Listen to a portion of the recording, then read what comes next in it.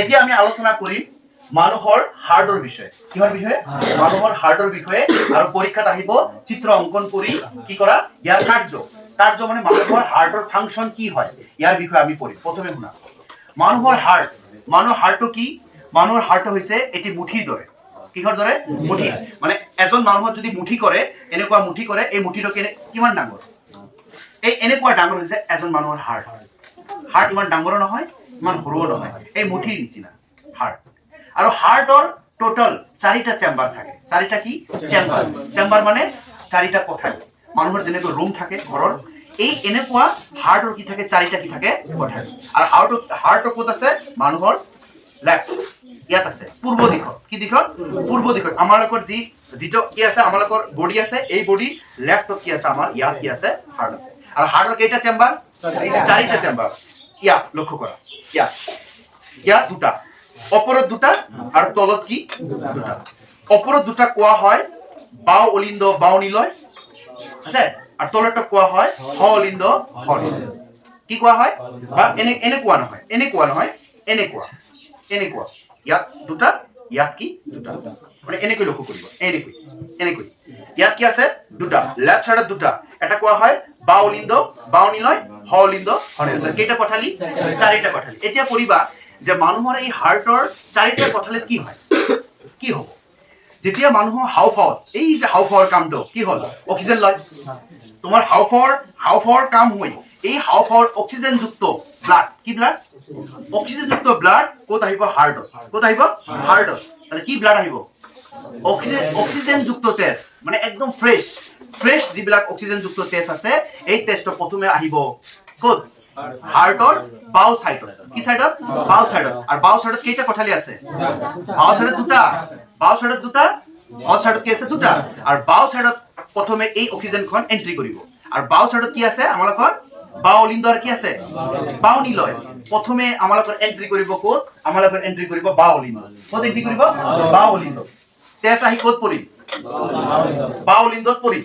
R তেজ আহি বাও অলিন্দত পৰাৰ লগে লগে এই বাও অলিন্দৰ পৰা ক'ত যাব? বাও নিলয়।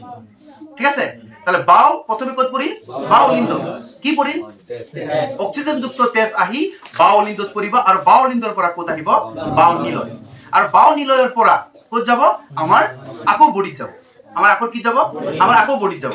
আকৌ বডিৰ পৰা সাইকেল মানে বুজিছা? চক্র হিচাপে আকৌ যাব হ অলিন্দত। ক'ত যাব? হ অলিন্দত। আর যেতিয়া হ অলিন্দত যাব, হ অলিন্দৰ পৰা আকৌ ক'ত আহিব? হ নিলয়। আৰ হ নিলয়ৰ পৰা কি হ'ব? আমাৰ কমপ্লিট বডির যিবিলাক কোষ থাকে, এই কোষত কি হ'ব? আমার হার্ট কি হ'ব? মানে একটা সার্কেল সম্পূর্ণ কৰিব। সাইকেল মানে একটা চক্ৰ। একটা চক্ৰ কি কৰবে? ব্লাড একটা চক্ৰ হিসাবে কি কৰে ঘুৰিব। আৰু যেতিয়া ব্লাড দুবাৰ চক্ৰ কৰিব, তাক কোৱা হয় ডাবল সাৰ্কুলেশন, মানে দত্ত পৰিবহন তন্ত্ৰ বুলি কয়। এটা ল্যাঙ্গুৱেজ কি কৈছো ভালকৈ লক্ষ্য কৰা। ল্যাঙ্গুৱেজ মানুহৰ হৃদযন্ত্ৰটো হাতৰ মুঠিৰ কিহৰ দৰে? হাতৰ মুঠিৰ দৰে। যে মানুহৰ যে কি আছে, যে হাৰ্টটো আছে কিহৰ দৰে? হাতৰ মুঠিৰ দৰে। হৃদযন্ত্ৰটো পৃথক কোঠালিত বিভক্ত। কেইটা কোঠালি থাকে? টোটাল 4টা কোঠালি থাকে। এটা কি কোৱা হয়? বাও অলিন্দ বাও নিলয়, হ অলিন্দ হ নিলয়। তাহলে মানুহৰ কেইটা কোঠালি? 4টা। ওকে, এতিয়া লক্ষ্য কৰিবা 4টা কোঠালিত কি হয়। হাওঁফাওৰ পৰা অক্সিজেনযুক্ত তেজ প্ৰথমে কি আহিব? ব্লাড। অক্সিজেনযুক্ত ব্লাড আহি তেজ আহি হৃদয়ৰ পূৰ্ব দিশে মানে লেফটৰ ক'ত আহিব? বাও অলিন্দ। পূৰ্ব দিশিত বাও কোঠালিত আহি পৰে, ইয়াক কি বুলি কয়? বাও অলিন্দ। তাহলে তেজ আহি ক'ত পৰিল? বাও অলিন্দ। গল, বাও অলিন্দৰ কাম শেষ। পূৰ্ব দিশিত কোঠালি কেইটাৰ বেৰখন অতি পাতল, কিন্তু তুমি ক'ব পাৰা স্যাৰ ৰাইটতো আহিব পাৰিলাহেঁতেন, কিন্তু ৰাইটত না আহি প্ৰথমে পূৰ্বত আহে কিয়? লেফটত আহে কিয়? কাৰণ ৰাইটৰ তুলনাত লেফটৰ কোষবিলাক কি পাতল। কোষবিলাক কি পাতল, আৰু তেজটো সময়ত কি হয়? বহুত সুবিধা হয়। এই কাৰণে প্ৰথমে ক'ত সোমায়? বাও অলিন্দ। পাতল। আৰু এই অৱস্থাত বাও অলিন্দ শিথিল হয়। শিথিল মানে অটোমেটিক বাও অলিন্দত গৈছেই ব্লাডটো, আর বাও অলিন্দ শিথিল হ'ব, রিল্যাক্স হ'ব। আর রিল্যাক্স হয় এই বাও অলিন্দই তার গেটখন খুলি দি ক'ত দিব? বাও অলিন্দ। ক'ত যাব? বাও অলিন্দ।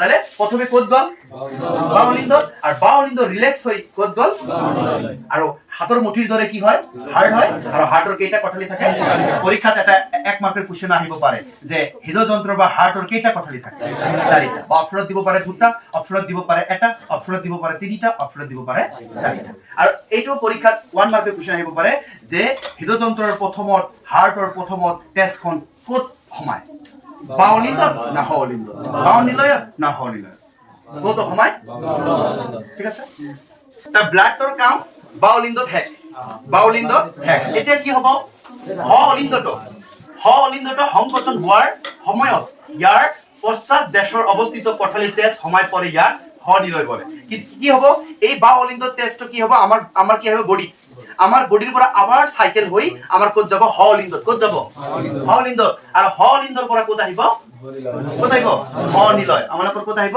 হনিলয় আহিব আৰু হনিলয়ৰ পৰা ক'ত যাব হনিলয়ৰ পৰা আমাৰ যাব হাওফাও আমাৰ ক'ত যাব হাওফাও যাব এই যে যেতিয়া হনিলয়টো সংকুচিত হয় তেতিয়া ইয়াৰ পৰা তেজ হাওফাও লৈ যায় আমাৰ কি হয় এই টেষ্টটো কি হয় বাউলিন্দৰ পৰা বাউনিলয় তাৰপৰে বডিত যাব বডিৰ পৰা ক'ত যাব হলিন্দ তাৰপৰে হনিলয় আৰু হনিলয়ৰ পৰা আকৌ ক'ত যাব আমালোকৰ লাংছত যাব হাওফাও আৰু হাওফাওত গৈ এই ব্লাডখন কি হ'ব বা কি হ'ব টেষ্টখন কি হ'ব ফিল্টাৰ মানে শোষণ কৰিব হাওফাওত যায় আৰু হাওফাওৰ পৰা এই টেষ্ট কি হয় শোধন হয় কি হয় শোধন মানে এই হাওফাও কি কৰিব ভেৰিফাই কৰিব যে আমালোকৰ অক্সিজেন বডিত যোৱাৰ কাৰণে উপযুক্ত আছে নে তাহলে এনেকৈ আমালোকৰ দেহত কি হয় আমালোকৰ যে হাৰ্ট আছে এই হাৰ্টত কি হয় তেজ কি কৰে চলাচল কৰে তাহলে পৰীক্ষাত এই কোৱেশ্চনটো ভেৰি ইম্পৰ্টেন্ট আৰু সকলোৱে কি কৰিবা এই এনসাৰৰ তলত অলপমান ঠাই থবা এই ডায়াগ্ৰামখন আঁকিব কি ডায়াগ্ৰাম আমালোকৰ হাৰ্টৰ ডায়াগ্ৰাম লক্ষ্য কৰা এটা হয় হাৰ্টৰ ডায়াগ্ৰাম